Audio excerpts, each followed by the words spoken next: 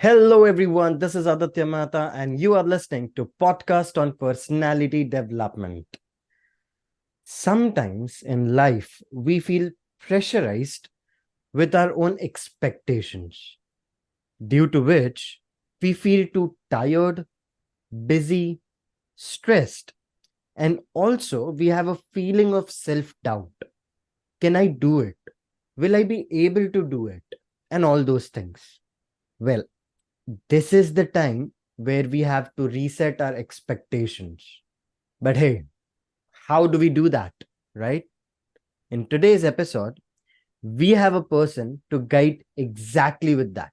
But before starting today's episode, I invite you to join the Personality Development Podcast's WhatsApp community, where I share exclusive content and also share the upcoming guests of the show to whom you can ask questions. And it is completely free. So, what are you waiting for? Intro music is going to play. You join the community with the link in the description, and I'll bring today's guest.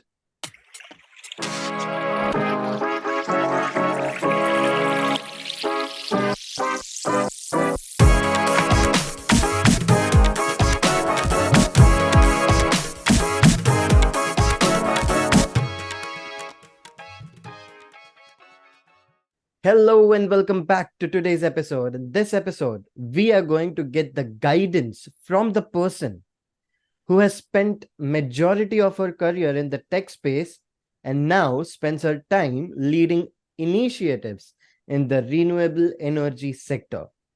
A person who loves to coach others and takes a few selective clients for one-to-one career coaching. And she is also known as a tree hugger. And of course, I'm going to ask her what that exactly is all about. So please allow me to welcome Victoria Leech. Hey, Victoria, what's up? How are you doing? Hey, hi, I'm doing well, thanks. How are you? I'm doing amazing. I mean, I'm talking to you. That itself makes me really, really happy. And I'm really excited to talk to you today. And let me tell you this, you today have a questions from the community members as well. So that's pretty exciting because community members were really excited to, have you on the show and they want to listen you really hard. And then I said to them that it's going to be 3 weeks ahead, and they were like, okay, we'll wait, but still just make sure that it happens very quick. And I'm like, sure guys, sure. So I, I hope yeah, I hope that I'm worth the wait. of course you are. And you are known as a tree hugger, so I'm pretty sure that you are unique and people would like to wait for you for sure. So that, and that's going to be my very first question as well. What does a tree hugger means? And of course, if you would like to give a brief introduction about yourself, because what I gave, although it was too much, but it's just a very nutshell introduction of yours. So if you would like to give a brief introduction about yourself as well. Definitely. So we'll start with the tree hugger. Here in the United States, it's an endearing term for people who care deeply about the environment, and specifically trees and reforestation. I really became known as a tree hugger when I was working at a company called lob.com, where I was the kind of one of the founding people for one of the reforestation initiatives that we started there. It's now known as lob.org. And as a company, they've planted millions of trees to offset their paper use. So that kind of kicked that off. So yeah, I'm a tree hugger in that I really care deeply about the environment. And that's really what led me also to working the renewable energy space now, leading various strategic initiatives. Today, I'm working on a project to store large amounts of hydrogen in salt caverns out in the desert, to help store renewable energy, save it for a rainy day. But like you mentioned, my real passion is in coaching people. I take on just a couple of select clients every year. And I'm starting a new program so that I can take on a few more faces I'll be teaching at joindonna.io. It'll be a 6-week program where we'll go through a whole litany of different topics. So very excited about that. A few more fun facts. I'm a mom. I have a beautiful dog, golden retriever named Winston. I live in San Francisco, California, and I really enjoy going out and spending time in nature. Wow, that's really amazing. And I did read in your bio that you love to hike as well. So that's really amazing, along with your beautiful dog, of course. So I mean, that's really something most of the nature lovers would do. And just for the fact, I do that as well, and I love doing that. So it's really really amazing to go out there and just watch the mountains, or just from the mountains watching the lake which is down there, and it's completely beautiful, right? So just wanted to share that. I don't know why. However, coming back to today's episode, like, this is really an episode where it's a completely unique topic. Like, I have never covered this kind of topic in this podcast before, and it's been 3 years of this podcast, right? So no one has ever covered this type of topic, and that is the three spheres of influence. So if you could let me and the audience know about what these spheres of influence is. Yes, essentially, it's a tool I often use with my clients to help them discern the areas in their life where they have true control and the areas where they can actively work to improve. And it's essentially 3 concentric circles. That's the way you can think of the spheres of influence. The first is the things in which you can control. That's you, yourself, and I. The second concentric circle is the things you can influence. They might be the people in your life or your environment or your schedule. And the last thing is everything else. And that's all the stuff you have no control over, such as the weather. Yeah. Can't control it, right? So essentially, this is a tool that we use to help my clients determine where to invest their time and energy, where not to. It's really great for alleviating concern and worry over situations which are not in your control, and can really create a lot of acceptance and help people work within their circumstances. Well, that's wonderfully explained. We were just talking about it before the recording session as well. Every day there are situations like this, that some things we have under control, some things it's not in our control, but we can still make an effort and we can try to do that. And then there are the other things which cannot be controlled, and it is better that let the nature do its work. But what happens is that it's a human mindset as well, as I mentioned before as well. Like, I lost my diary, and when we had a pre-recording session 2 weeks or 3 weeks back, okay, I had a diary with me. I had written down like what we are going to talk about. And then all of a sudden today I realized that I have lost my diary and I'm not finding it. Okay. And that was something I thought at that point of time, that I don't know what to do. Okay. But I thought, let's just send an email. Okay. I'm sure Victoria is a great person and she would definitely help me out. And you did. So I feel that's kind of a thing which happened with me as well today. And normally it does happen on an everyday basis. With rainy season going on, and especially in Mumbai, India, the weather during the rainy season is completely unpredictable. So it is kind of thing which happens every day. So I can completely relate with it. But what happens is, during these times when nothing is on our control, okay, what happens is a human mindset will always look for ways, although there is nothing in our control. Okay. Like, I do remember that few weeks back there was a very heavy rain in Mumbai. Okay. And I was like still trying to get home, but although I knew that it's gonna take like 4 or 5 hours to reach home from my office, which is actually 1.5 hour road trip anyways on everyday basis. But on that day, I knew that it's going to take 4 or 5 hours, but still I was trying to reach home. Okay. And later on, I decided, forget about it. I'll stay at one of my cousin's place or one of my uncle's place over there itself, but there is a human mindset which always tries to find a solution even in the conditions where things aren't in our control. What should people practice more so that these acceptance comes easily to us? Yeah, that's a wonderful question. I think the power of this model is that there is still something always in your control, and that's you. Hmm. You can control the way you respond to it. You can control the way you communicate about it.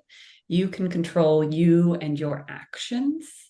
And remembering that you have that control allows you to let go of the need to control the rest of the situation, right? You had the ability today when you lost your diary to go buy a new one.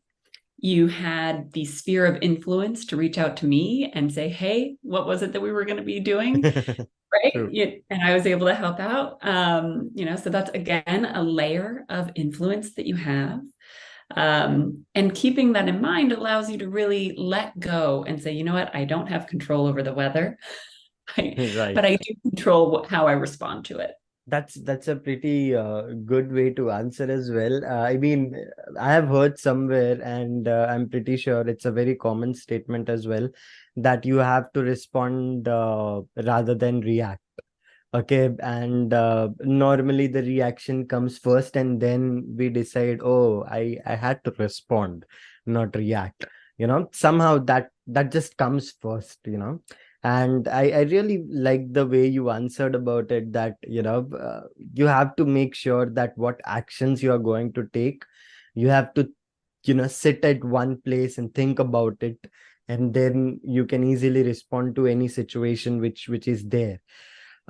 Going forward, I want to ask this, that normally, when we are stressed about certain things in our mind, because, and of course, what happens is when there is a stress, there is nothing else which we want to do. Okay, like there is no action plan, there is just stress. Okay, and that is one stage where no one wants to be. Okay, but everyone ends up at that place, right? Because it's a kind of a situation where you are stressed, you just want to think about it and cry about it. Okay, so how can a person can get out of it with the acceptance that, what, let's just stop crying about it, let's see what we can do. Okay, and if we can do something, we will do so. What should be the first step of any person to get out of that Well, stress phase? yeah, that's a great question. And stress in general, right? Like such an important topic. Um, I think crying about it first is a great way to deal with it. That's a totally normal physical response to feeling stress. In my experience, people are the most stressed out when there's a ton of change. For example, at work, maybe there's a huge reorganization and there's a lot of changes in strategy, and that's creating shifts in the type of work you're doing. And all of that change can really stress you out. But being able to say, okay, there's a lot of things changing all around me, but I do not have control over this, or this. I do have control over how I message this to my team. I do have control over the way I show up. I have control over the time and space I create for myself to reset myself emotionally, right? It's like, Right. go have a cry about it, dust yourself off, pick yourself back up, right? As you were saying. Um, and then saying, okay, those are the things that I personally control. Now, what are the things that I can influence? Right. So let's say there's a lot of change happening in your organization. You're controlling your own response and reaction to it, but you're also able to influence the people making those decisions, right? You can say, hey, these changes have created this environment for my team. I'd like to advocate that we all come together for some kind of like group bonding event. Or, my team really needs to be seen in this way. Could we showcase some of their recent accomplishments to help kind of Hmm. reset everybody's stress levels? Right. That's again talking back to this like spheres of influence that we have. You take care of yourself first, you reach out to those that you can influence, and you try to let the rest go, because the truth is there's nothing you can do about it. Oh, that is well said.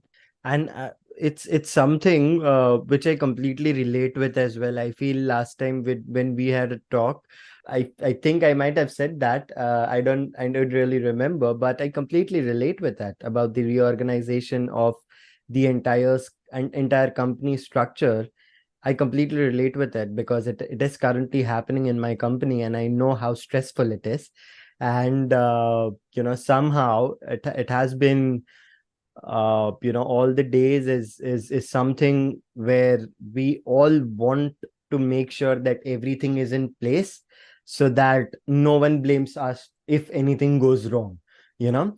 And this is what I want to ask you as well, because normally this stress comes out of a fear that if something happens, if something bad happens, then because there is a new management, things could go sideways for us. I mean, we really don't know what kind of new management are we working with, because it's a completely new set of individuals who are going to set the policies and set certain things, set certain rules. So we really don't know what is coming next. And even that is the fear which we all have, fear of if something bad happens, fear of what's coming next. And somehow I completely understand after talking to you that these are the things which are not in our control, but still we get stress about it. Still there is a fear about it, of what's going to come next or what's going to happen in the future. Okay, forget about the present, forget about the past. We are not living in the present, but we are living in the future because of all these things, right? So what would you suggest in these situation, and how a leader should respond to this? You have mentioned that already, that take certain actions and then take the initiative to influence your team what needs to be done, and how the things can be in a better way, and how to motivate them to do the work which they are doing. So that's number two question as well, how a leader can actually do that, okay, when he's in much of a stress. I think this is a really great question. Essentially, when you take a look in that second concentric circle, that circle of influence that you have, that is also the sphere of action, right? So once you have realized, okay, here's me, this is what I can control, these are the different actions that you can take when something out of your control happens. There is this downward influencing that you can do. That is the people on your team. Maybe that's kind of the people in your family, whoever it is that you lead. You can influence them by motivating them, by showing up the way that you need to show up in that situation. There's also peer influencing, right? Influencing with other people at your same level and helping make similar types of decisions. And then lastly, there's upward influence. This new Right. management that's coming on board, new CEO, you Right. have the ability as somebody on that team to write to them, to show up in a certain way, to promote your projects, getting that stakeholder buy-in and showcasing that, or helping to align prioritization across functions, trying to agree on what delivery of a project might look like. These are all different actions that you can take to Hmm. really influence your environment, your situation. Wow. So I completely understand. So there is downward, peer to peer, and the upward influence. And I completely understand, because what happens is, because of these things, okay, like downward and peer to peer is really something which everyone can do. But when it comes to upward, I guess that's where people have much amount of fear. But I feel that's where courage comes into the picture. And it's something like, that it's just a mail, and let me just write to it. I mean, anything could happen. At least he's not going to fire me, and that's for sure. But it's a great way of influencing people around you, that everything is the same, but only the management is changing. The projects are the same, and we are going to work in our same pattern. Okay, so that's a really great answer. And I really appreciate you saying that, because I don't know about the audience over here, but I am getting a great help for sure. So it's really great to communicate. And audience, as I always say, I hope you are sitting with a book and a pen, because I feel it is really, really important to write it down rather than putting in your notes. Because if you are writing in your notes, I'm pretty sure once the memory gets full, it's going to be deleted. So make sure to write it down. And normally, no one looks at the notes as well. So make sure to write it down. And I think this is a great wisdom from the person who has great experience, and she's saying certain things, and I think you should be writing it down. So make sure to do that, and I really emphasize on that, to do that. And if you don't write it, if you forget certain things, you can always listen back to this episode. I mean, that's going to increase my number of listeners, and I'm really happy about it. So thank you very much. Coming back to this episode, Victoria, the conversation is amazing. And when you said about upward influence, I feel that's a really great idea as well. But as I mentioned, that in upward influence, there is always an insecurity of, when we write to a new CEO of the company and we don't know what he's like. Okay. So at that point of time, it becomes really difficult for a person to write an email. Okay. Even write his email ID in two box, that itself is really, really difficult. Forget about writing the email. Okay. So if you would like to give some tips to, how to write that email in such a way that it influence him, that all I want is the betterment of the organization and its employees, and I'm not trying to tell you that what you need to do. Yeah. I think that's a really great call out. And as you said earlier, it takes a lot of courage to influence upward. Ideally, you'll be in a position where you're attempting to build trust and you'll be communicating authentically and for the good of all. I think there is a fantastic book called Nonviolent Communication, and it's all about how much words matter, and it's all about finding common ground with anyone. That includes your boss or your manager. But the best tip that I have is maybe don't start with an email to the CEO. If you're uncomfortable with that, start with an email to your manager. Right. Don't be afraid to flag things, because that's how we all like better understand the status quo. That's as leaders of organizations, and I've been lucky to have sat at that table. I really lean on and rely on the people on the ground who are willing to communicate up to me where the problems are, how they're feeling, what's going on, because that ends up influencing the decisions made at the top. So know that your voice, it's valuable and it will be welcomed, as long as it's coming from a place of like genuine care for the greater good. Wow, that's wonderfully said. And audience, I'm going to mention the link of this book. Victoria, please be a really great person that you are, and please provide me the link of the book. Personally, I would like to read it for sure. And I will mention the link in the description as well, audience. So you are free to go to that link and buy that book. And I feel that would be really, really great, because nonviolent communication is something which everyone wants, right? So make sure to do that. And thank you so much, Victoria, for sharing that wonderful tip. I guess that is one thing which is going to really help out many of the people. One last question though, and I promise this would be the last question, although I say it every time, I don't know, in each and every episode, but still I will ask this.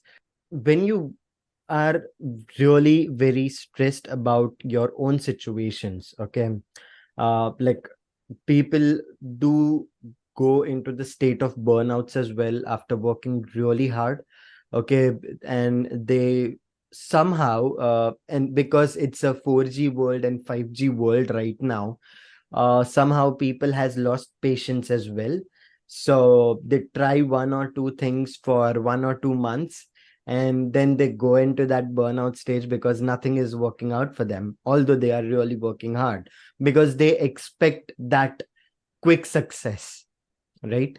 So any tips which you would like to give for setting that realistic expectations that this can be done in this much amount of time, and till that time you have to be patient, you still have to work hard, you still have to work on it, but it's going to take time, okay?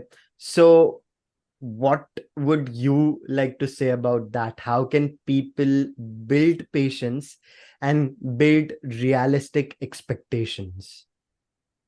Yeah, this is such a great question, especially as it relates to stress. And I think the real key here is in avoiding burnout.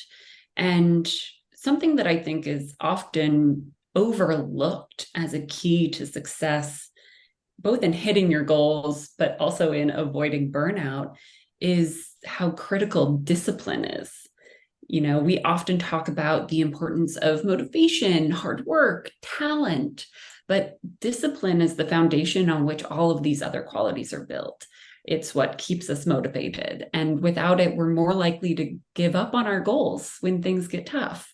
And even if we do manage to achieve our goals without discipline, it's expected that we won't be able to sustain that success without it.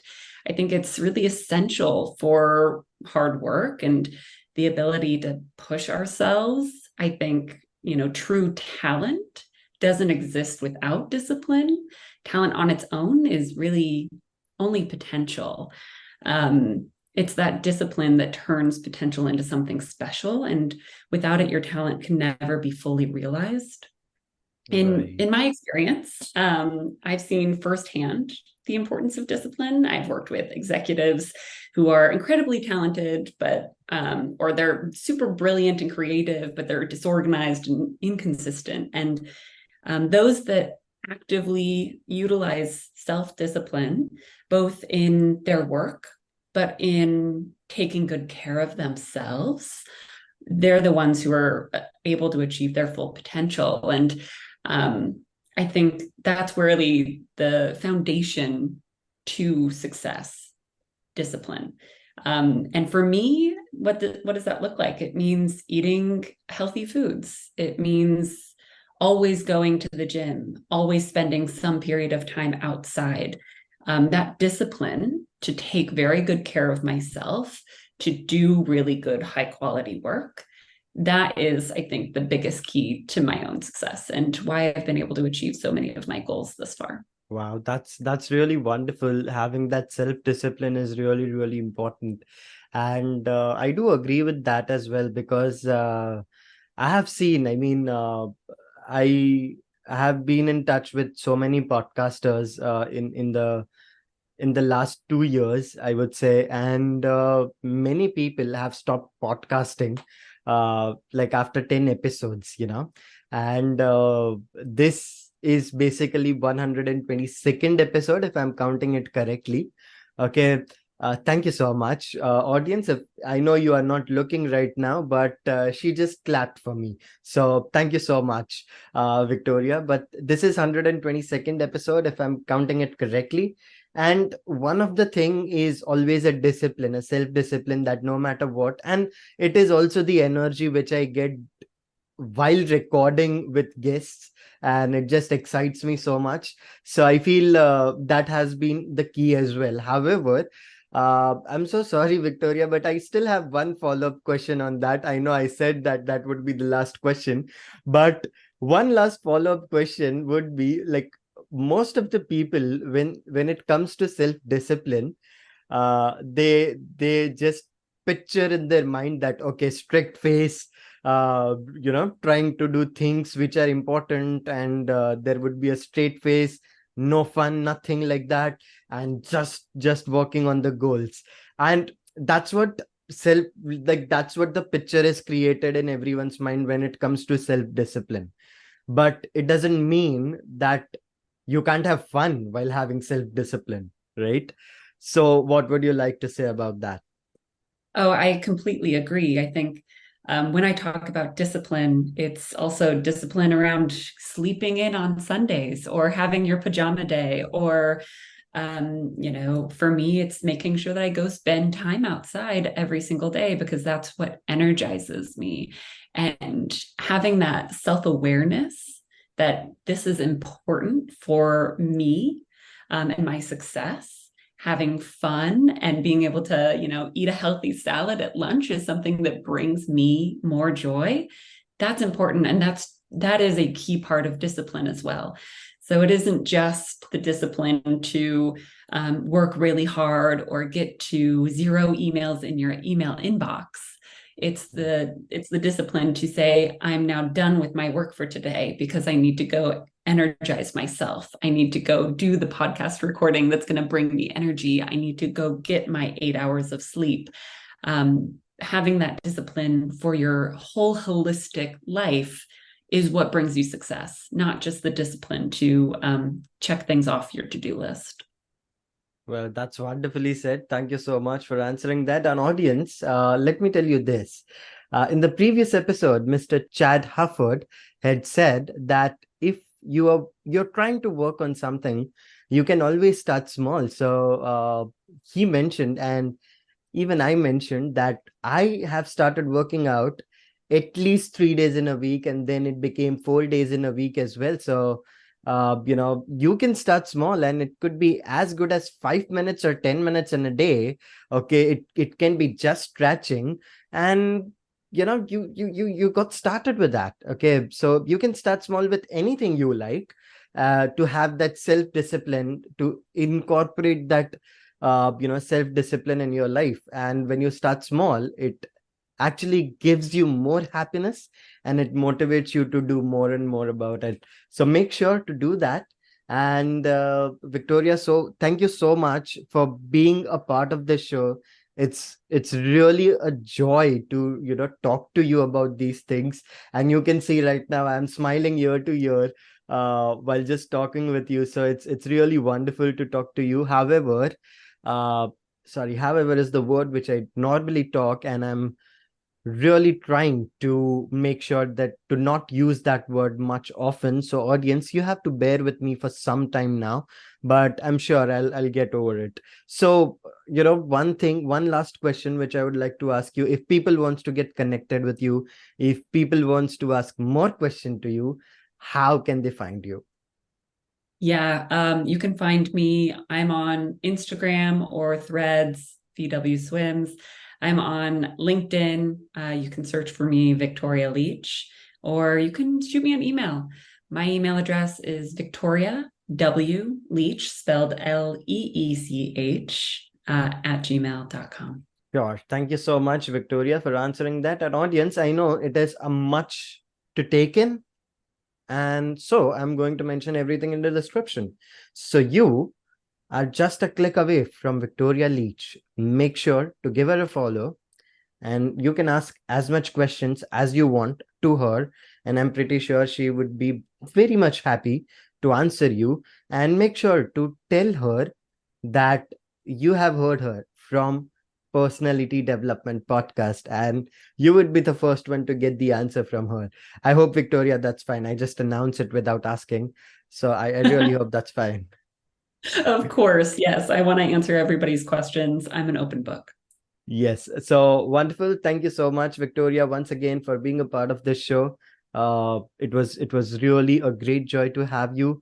Any lasting message which you would like to give to the audience?